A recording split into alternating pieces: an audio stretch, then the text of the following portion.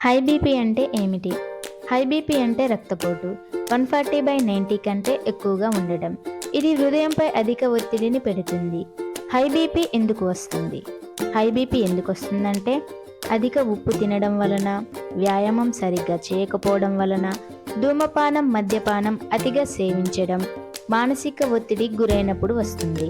లక్షణాలు: ఒళ్ళు నొప్పులు, మెడనరాలు లాగడం, తలనొప్పి, సరిగ్గా కనపడకపోవడం వంటి లక్షణాలు ఉండవచ్చు.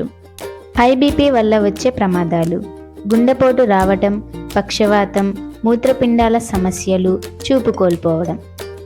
హై బీపీ రాకుండా ఎటువంటి జాగ్రత్తలు తీసుకోవాలంటే ఉప్పు తక్కువగా తినాలి, ముఖ్యంగా ఆరోగ్యకరమైన ఆహారం తీసుకోవాలి, రోజు వ్యాయామం చేయాలి, ధూమపానం, మద్యపానాన్ని చేయకూడదు, ఒత్తిడిని తగ్గించుకోవడానికి యోగా వంటివి చేయాలి, డాక్టర్ సూచించిన విధంగా మందులు వాడాలి.